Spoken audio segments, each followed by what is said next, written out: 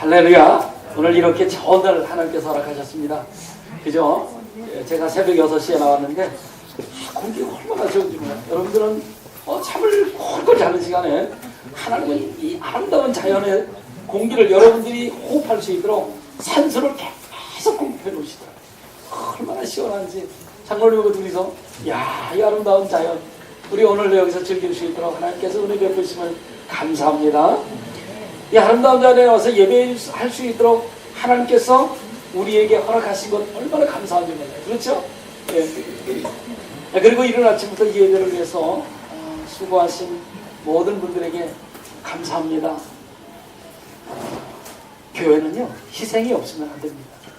예수님께서 우리를 위해 십자가에서 희생당하셨기 때문에 우리가 구원받았기 때문에 우리도 희생해야 해요. 다른 사람을 위해서 희생하는 것은 하나님께 기뻐하시는 일인 줄로 믿습니다.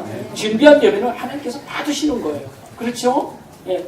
여러분, 예배는 우리 자신들을 위한 것이 아니라 하나님께 준비해서 드리는 겁니다. 예. 우리가 예배를 드린다는 것은 예배를 위해 우리가 정성을 다해 준비한 하나하나 그 모든 것들이 다 포함되어져 있는 것이거든요.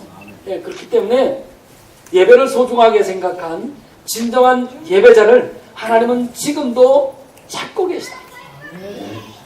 여러분들이 예배를 준비하는 것이 얼마나 기쁜 일이고 하나님이 감사하게 생각합니다. 여러분들을 감사하게 생각합니다. 하나님을 섬기는 그 일이 하나님은 너무나도 감사하게 생각해서 제가 오늘 시편 8편 1절부터 9절까지 말씀을 준비했는데 하나님이 우리를 얼마나 사랑하시는지를 좀 알기 위해서 이 자연 만물을 통해서 하나님이 우리를 얼마나 사랑하시는지 여러분 아십니까? 이 자연을 통해서 하나님이 우리를 얼마나 사랑하셔서 이 자연을 만들어 주신지 아시느냐 그거. 오늘 본문 시편 8편은요. 이 광대한 자연에 대한 신앙의 감탄식입니다. 그리고 시편 기자의 천지 만물을 바라보면서 창조하신 하나님의 위대하신 솜씨를 노래하고 있고 그리고 간증하고 있습니다. 그리고 그는 하나님의 이름에 영광을 돌리지요. 여러분 하늘을 한번 보십시오. 아침에 제가 계속 뉴스를 보는데 한 11시경에는 비가 한 차례 온다. 또 3시경에 소나기가 약간 지나간다. 6시경에 약간 소나기. 한두 차례 짧은 소나기가 지나간다. 이렇게 돼 있었어요. 하늘을 보세요. 얼마나 아름답습니까?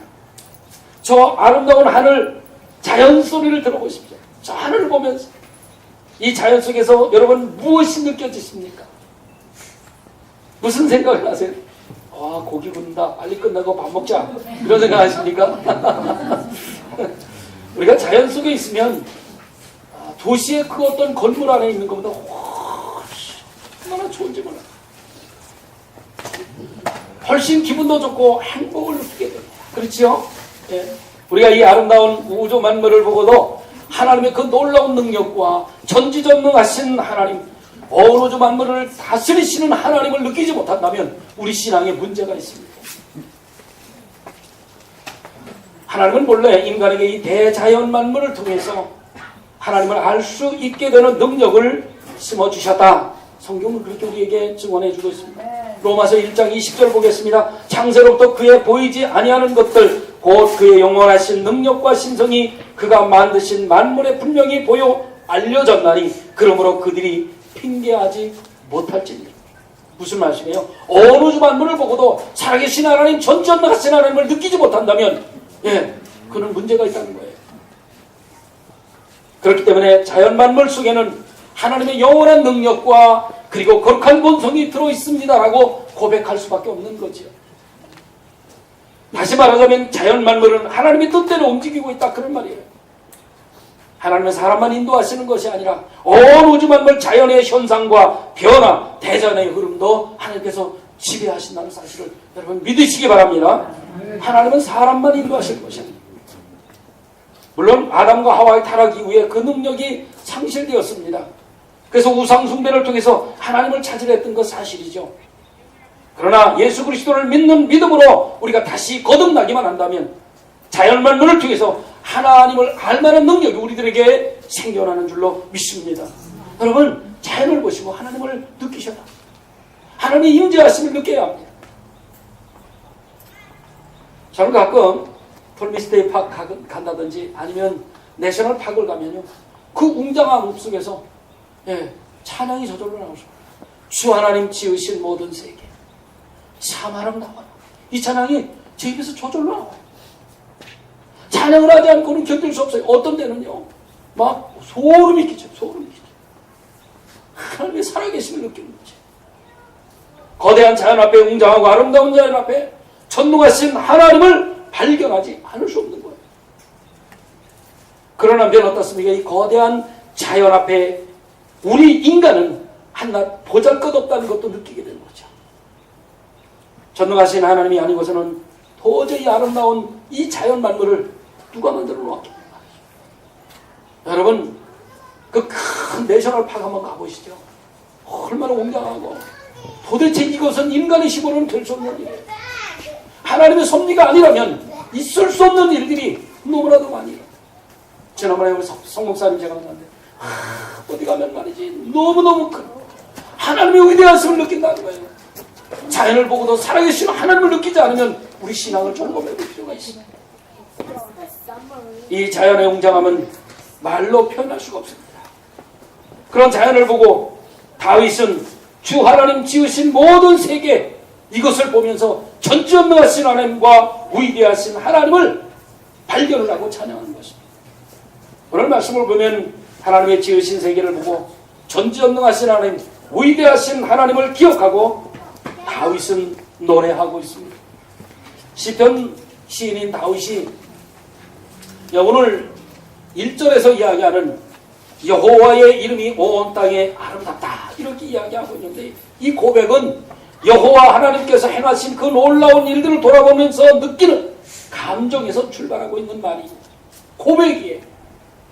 시인은 이렇게 하나님의 이름이 크고 아름다운 이유에 대해서 3절 이하에서 그 설명을 해주고 있습니다.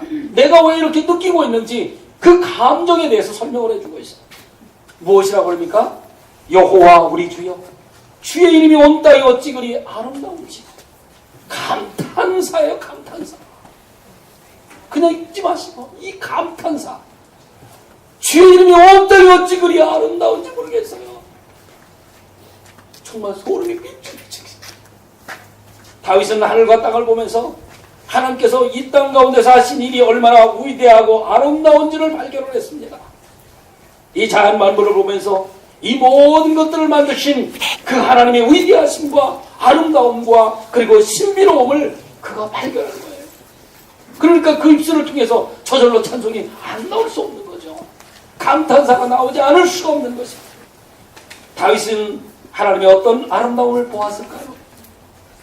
그리고 하나님께서 이 자연 만물을 통해서 우리에게 보여주신 하나님의 아름다움이라고 하는 것은 과연 무엇이냐는 것입니다. 여러분, 무엇을 느끼십니까? 다윗처럼 감탄사가 저절로 나오지 않습니까? 우리 이 자연을 통해서 하나님께서 우리를 얼마나 생각하고 계시고 돌보아 주시는지를 저는 깨닫기를 원합니다. 여러분, 이 자연을 통해서 하나님이 우리를 얼마나 사랑하시는지를 여러분 깨달으셔야 합니다. 3절, 4절 보겠습니다. 주의 손가락으로 만드신 주의 하늘과 주께서 베풀어 주신 달과 별들을 내가 보오니 사람이 무엇이기에 주께서 그를 생각하시며 인자가 무엇이기에 주께서 그를 돌보시나이까. 다윗은요, 해와 달과 별, 하늘을 보면서 하나님께서 그 모든 것을 우리를 위해서 만드신 거라고 지금 찬양을 하고 있습니다. 그걸 깨달은 거예요. 온 우주 만물은 누구를 위한 것이 아니라 바로 우리 인간들을 위해서 만드신 것이고 우리를 사랑하셔서 만드신 것인가, 그걸 깨닫았단 말이에요.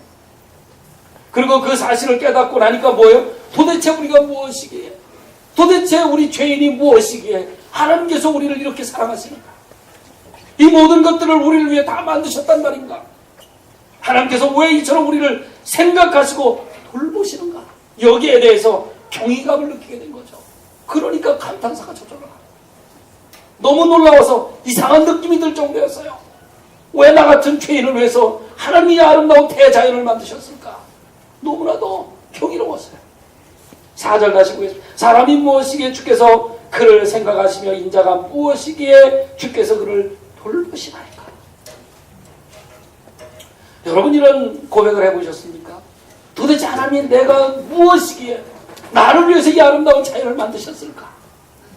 한번 생각해 보신 적 있습니까? 한번 솔직히 생각해 보시죠. 아마 99%는 그런 생각 한 번도 안 해보셨을 거예요. 그죠? 제가 여러분들은 너무 잘 알아요. 그러나 이제부터 이 아름다운 자연을 볼 때마다 여러분들은 그런 생각하셔야 합니다. 하나님이 나를 얼마나 생각하시기에, 하나님이 나를 얼마나 사랑하시기에 이 아름다운 자연을 우리에게, 나에게 허락하셨나. 4절 말씀에는 인간이 얼마나 연약하고 죄인이고 무가치한 존재인가 하는 사실을 다윗은 이야기해주고 있습니다.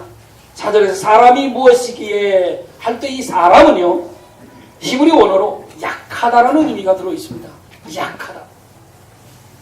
또 인자가 무엇이기에 할 때 이 인자는요, 히브리 원어로 흙이라는 단어에서 파생된 단어입니다. 그래서 4절 말씀에서 다윗은요, 사람이 흙으로 만들어졌다라고 하는 사실을 고백하고 있는 것입니다. 연약한 존재라는 것이죠. 흙은 깨지기 쉬운 연약한 존재라는 사실을 이야기하고 있습니다. 그럼 뭐예요? 내가 바로 그런 사람이에요. 연약한 나다. 옆에 있는 사람이 말 한마디 할 때 내가 상처받는 사람이 바로 나다. 깨지는 것이 바로 나다. 그렇게 연약한 존재임에도 불구하고 하나님 나를 사랑하셔서 이 온 우주 만물, 이 자연, 대자연을 나에게 허락하셨구나. 아무리 강한 것 같이 보여도요, 우리 인간은 얼마나 연약한 존재인지 몰라요. 그렇죠? 병원에 가보십시오. 다 죽을 사람 같이 보여요. 작은 바이러스, 눈에 보이지 않는 바이러스 때문에 사람이 생명이 왔다 갔다 한단 말이에요. 제가 말씀드렸잖아요. 아무것도 아닌 실핏줄, 그죠? 우리 몸에 흘러다니는 이 실핏줄, 그거 막히면요, 그냥 죽어버려요. 우리 그렇게 연약한 존재. 근데 다윗은 자연을 통해서 그것을 발견했다는 겁니다. 그런데 이렇게 나약한 존재임에도 불구하고 하나님께서는 사람을 특별히 생각하시고 보살펴 주시는 사랑의 대상이라는 것에 감사하지 않을 수 없었던 거죠. 하나님은 모든 사람들을 특별한 존재로 인정해 주십니다. 하나님의 형상으로 만들어진 인간을 특별 대우해 주신다 그겁니다. 온 우주 만물 중에서도 제일 우선되게 생각하십니다. 우리 모두를 사랑의 눈으로 바라보시죠. 그렇기 때문에 그런 우리를 위해서 하나님이 하늘과 해와 달과 별을 만드시면서 우리를 생각하시고 돌보신다는 생각을 하니까 다윗의 마음이 너무나도 감격스러웠던 겁니다. 그래서 다윗은 하나님의 손가락으로 만드신 하늘과 달과 별들을 보면서 하나님께서 우리를 얼마나 생각하시고 우리를 얼마나 사랑하시는지 그리고 돌보고 계시는지를 고백한 것입니다. 사랑하는 성도 여러분, 하나님께서 이 천지 만물을 지으셨음을 믿으십니까? 그것도 나같이 연약한 존재를 위해 지으셨다는 사실을 믿으십니까?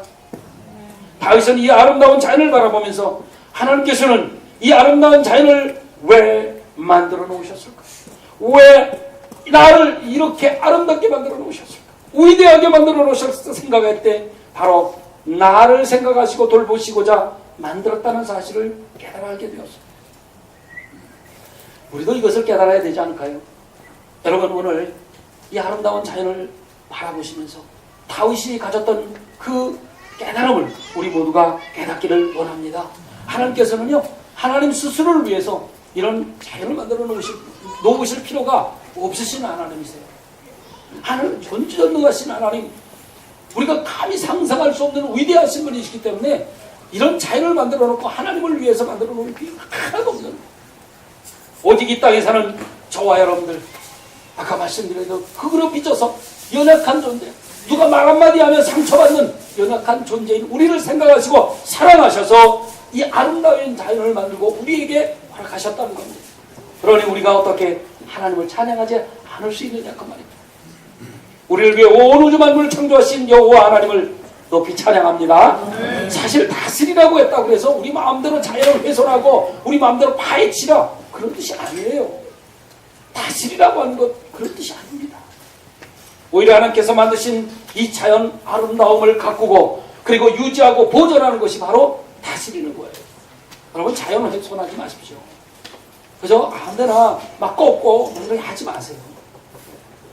오늘 우리는 가까운 이 원더우드 파괴 와서 예배를 드리지만 하나님께서 우리를 지으시고 만드신 아름다운 자연을 보시고 생각하시면서 하나님이 이 자연을 입히시고 그리고 기르시는 그 이상으로 우리를 사랑하신다는 것, 우리를 생각하신다는 것, 그리고 돌보아 주신다는 사실, 이걸 반드시 기억하시고 하나님께 감사할 수 있기를 바랍니다. 그리고 두 번째, 다윗은요, 하나님께서 우리를 존귀하게 여기신다는 사실을 깨달았습니다. 첫 번째는 사랑하신다는, 나같이 연약한 존재를 사랑하신다는 것을 깨달았지만, 두 번째로는 존귀하게 여기신다는 것도 깨달았어요.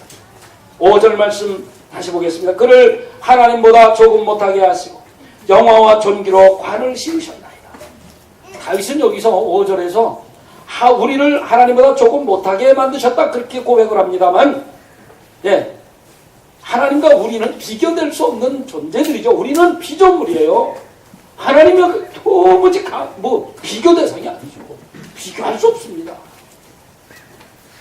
다윗은 4절에서 인간은 흙으로 만들어진 연약한 존재라고 고백을 하면서 동시에 5절에서 하나님께서 우리를 하나님보다 조금 못하게 만드셨다, 그렇게 말씀하고 있습니다. 그러나 이 말씀은 하나님과 우리를 비교해서 이렇게 표현했다, 이렇게 이해하지 마시고요. 우리가 대단한 존재를 만들어졌다라기보다는 하나님께서 우리를 그만큼 존귀하게 여기고 계시다라는 것으로 이해하시는 것이 좋습니다. 그게 바른 거예요. 하나님과 우리는 비교할 수 없어요. 그러나 그럼에도 불구하고, 우리 연약한 존재들임에도 불구하고 하나님은 우리를 존귀하게 여기셨다는 거예요. 귀하게.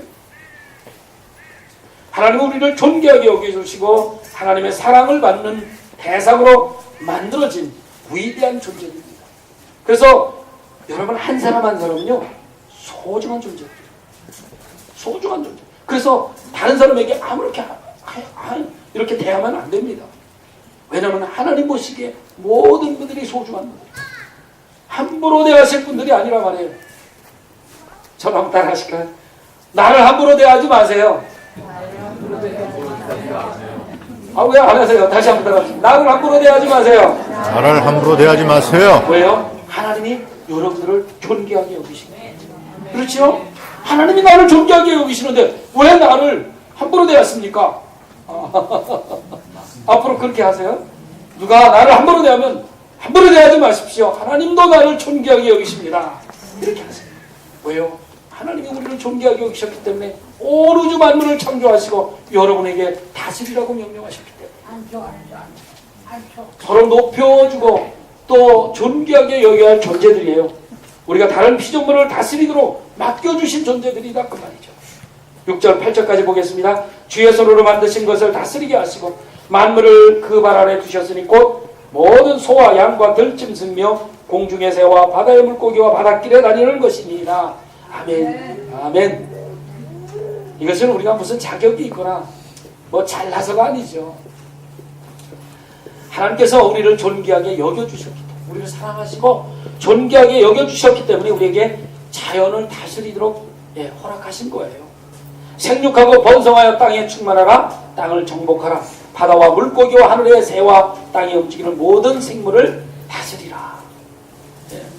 하나님이 우리같이 연약한 존재들, 그러한 존재들로 하여금 만물을 관리자로 세워주셨다는 거예요. 우리는 하나님께서 존귀하게 여겨주실 뿐만 아니라 하나님의 대리인으로서의 직분을 받은 위대한 존재들이라는 사실을 다시 한번 말씀드립니다.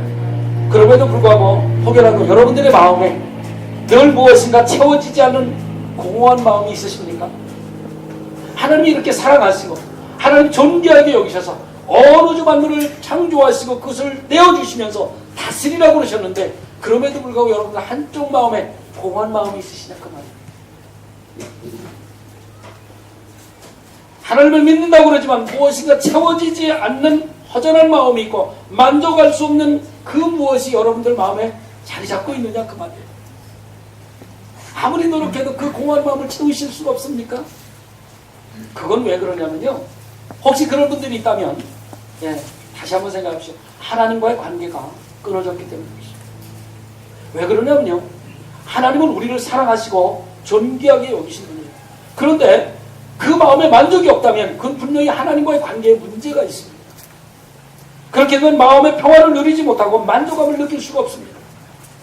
사람은 하나님을 섬기며 하나님의 사랑을 받으며 살아야 할 행복을 누리도록 하나님께서 만들어 주셨기 때문에 그렇습니다. 이 사실을 생각하면 얼마나 감사한 일인지 모르죠. 그렇죠? 혹시 하나님과의 관계가 어그러지고 관계가 끊어져 있는 것이라면, 그래서 공허한 마음이 자꾸 생긴다, 뭔가 채워지지 않는다면, 여러분 어그러지고 끊어진 하나님과의 관계를 이 자연 속에서 먼저 회복하시기 바랍니다. 이 자연을 통해서 하나님 나를 사랑하셨지, 하나님 나를 존귀하게 여기셨지, 근데 내 마음 한구석에 무엇인지 모르지만 채워지지 않는 것이 있어. 그렇다면 여러분 이 자연을 통해서 하나님이 사랑하시고 존귀하게 여기신 그 위대하신 하나님을 높이 찬양하고 관계 회복하시기 바랍니다. 오늘날 자연이 훼손되어지고요, 이 아름다움이 사라지는 것은 정말 슬픈 일이 아닐 수 없어요. 지금 사람들의 욕심 때문에 자연의 몸살을 앓고 있잖아요. 그렇죠? 하나님께서 우리에게 주신 이 아름다운 선물, 이것이 훼손되고 있고, 그리고 하나님의 아름다운 이름까지 훼손시키는 것 같아서 안타깝게 그렇게 없습니다. 시커멓게 오염된 하늘을 바라보면서 하나님의 아름다움을 노래하기 쉽지 않잖아요. 그렇죠? 쾌쾌한 냄새나는 공기, 썩은 물들을 보면서 어떻게 하나님의 아름다움을 연상시키기, 그게 쉽지 않잖아요. 그래서 저는 이 공원을 오늘 아침에 돌아보면서 정말 이 공원을 관리하시는 분들이 이 자연을 아름답게 잘 보살펴주고 가꾸어 주고 있으심에 참 감사한 마음을 가졌습니다. 그리고 이런 것들을 보면서 우리 하나님께서 우리를 얼마나 사랑하고 존귀하게 여기시는지 또 깨달을 수 있음에 대해서 감사를 드렸습니다. 사랑하는 성도 여러분, 우리 하나님께서 만드신 아름다운 자연을 모종하고 가꿈으로써 이 가운데서 하나님의 아름다운 이름을 다른 이들에게 드러내게 할 수 있다는 것을 여러분 기억해 주십시오.